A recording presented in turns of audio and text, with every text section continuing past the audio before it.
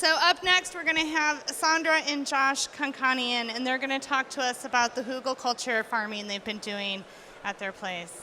Thanks, Kristen. Hey guys, thanks for coming out. So, okay, I'll flip through this here. Yeah. I'm Josh, and this is Sandra. We're Moongazer Farms up in Mendocino County, not too far out from here. So we practice Hugelkultures on our farm. We do our whole farm is all Hugelkultures. We're super lucky to have a bunch of oaks around our place that we get to utilize. Okay, so what's Hugelkulture? Why are we doing this? So it's about building soil and sequestering carbon. And for us, it really works because our whole ethos is basically just using what we have on our own land or nearby. So the Hugelkulture is really working for us, and I'll show you why in a minute, but just a little shout out to Nick and Liz at Green Source, because they were the ones that we saw their garden and we were like, we're gonna do this. Yeah, and it's just about closing the loop. So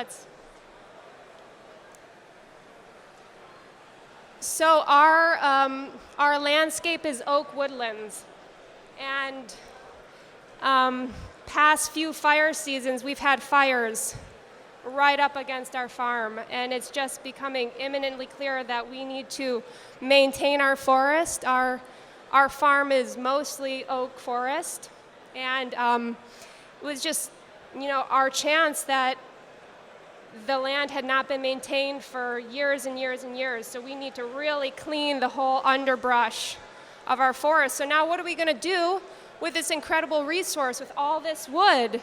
Instead of burning it, we decided to build Hugelkulture beds. So that's really the closed loop. We have this amazing resource. We have to clean our forest. It's my #1 priority right now after the Emerald Cup. Josh is getting the chainsaw, and we have to do a lot of work. I'm gonna get the Sawzall. That's my chainsaw. And there we go. So, yeah, so defensible space going right into the hugel. So, and it's really good if your first layer of your hugel is, if you can get some big chunks of wood, and especially if it's rotting a little bit, it's already started decomposing, but then also smaller pieces of wood that are gonna break down quicker, but you want the big ones that are gonna break down slower, because that's gonna really, that's gonna be a slow release kind of nutrient source for all the activity that's gonna be happening in the hugel. And then we're gonna talk a little bit about our goats too. Yeah, I did want to mention real quick, sometimes before it ends up here, we have been clearing a lot of our oak trees, lower branches on our oak trees, as well as thinning them, and our goats really do enjoy the oak leaves. And so we give it to them first, and then it ends up over here. So it follows through that. And as well, we do like to select, you can see a little bit of turquoise colors and stuff too, and you'll see some in the demo outside, but the lichen and little mosses and things that are growing are super beneficial. We like to utilize them as well. We sort of select those branches, and the goats will eat them sometimes too. They like that.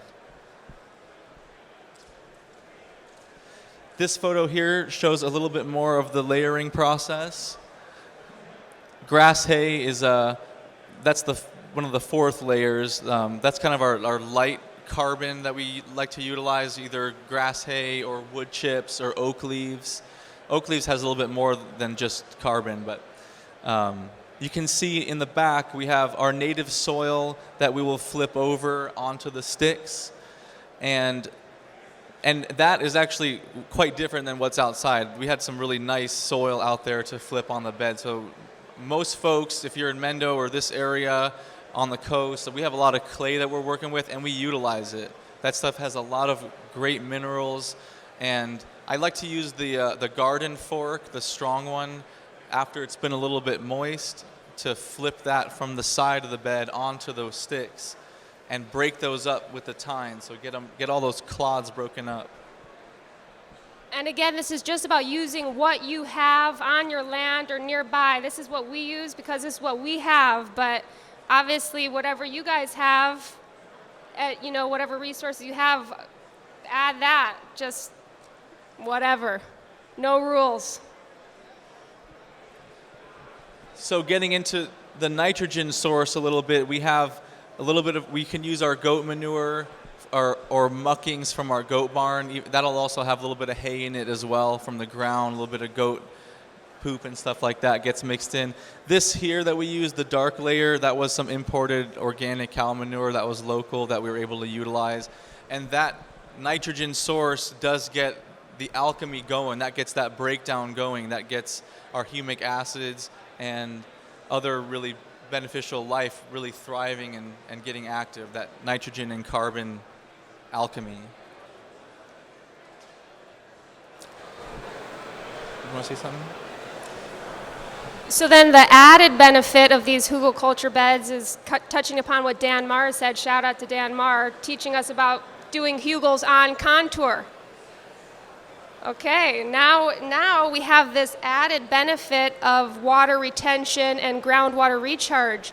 So we unfortunately couldn't find the right photo, but last winter, in between our hugels, it was little lakes. And you could tell we were really on contour because it was a nice, solid lake going all the way across. So now we're slowing it down. And before, the water would just run right across our land to our neighbor's property. And now it's getting there slower, even for them too. It's better for them if that slows down, later into the year. That's right.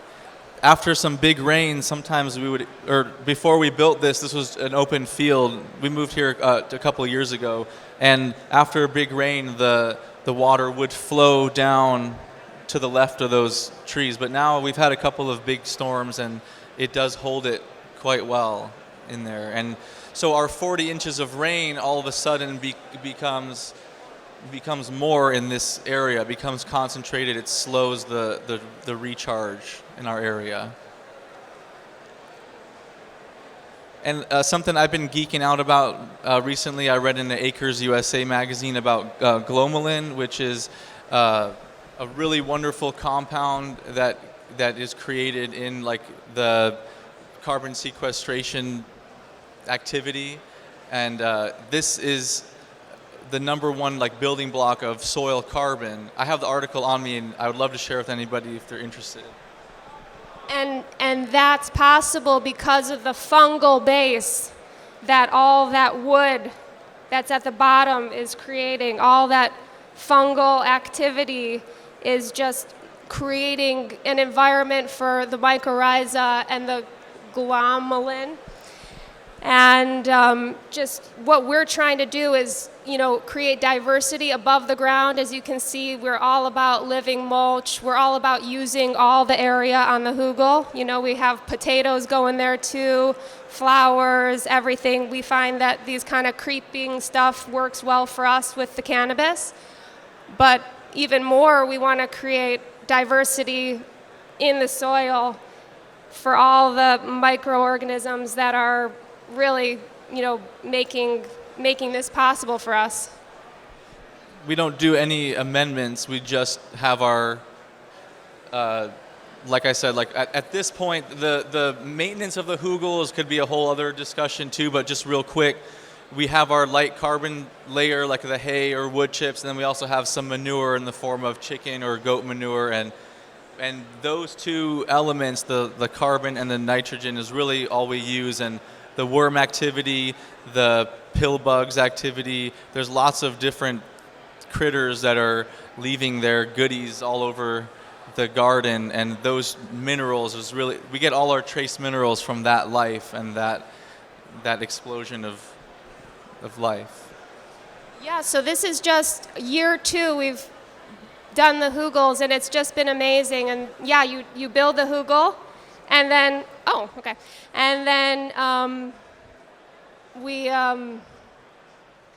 you have to keep adding to it. It's a process, and luckily we have our cover crops, and that's a big part of it. That'll add a lot of nutrition to the hugel as we cut it back. But yeah, it's been amazing. We have the second year was that much easier. The plants established themselves that much quicker. They needed that much assistance from us. We didn't use any beneficial insects on our plants this year because we had everything in the garden based on, I think, the diversity. And people would come and be like, oh, it looks like maybe you have a sulfur deficiency here or something like that. And I was like, damn, the garden looks so much better this year than it did last year. I'm just going to let it keep doing what it's doing. Like, I don't need to overanalyze this. It seems to be doing great. Just keep adding to it, adding as much diverse things as we can to the hugel. Like we said, hopefully a lot of oak leaves, a lot of everything. I think that pretty much covers it. Yes.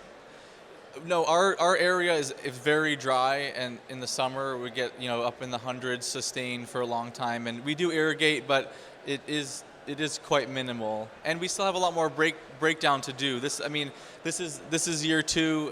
There definitely was a big learning curve for us, and we're happy if anyone ever has any questions or anything along the way. There's lots of myths that need to get debunked, like when people wonder about the holes that get created with all the sticks underneath. We haven't really had too much issues with that. Folks ask about gophers and stuff, gopher issues, and that's where interplanting works really well too, with different root crops and stuff like that. We'll see nibbles, they'll be eating our potatoes and Jerusalem artichokes and stuff, but they prefer that to the cannabis roots. Yeah, we do drip irrigation, which is really good. Yes?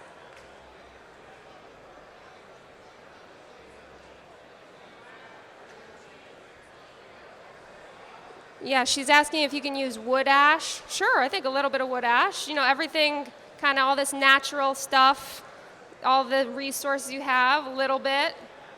Sure. Yeah, I wouldn't put a lot, but spread it out. Yeah, I wouldn't use all your wood ash, maybe. Yeah. Yeah. Let's think about that.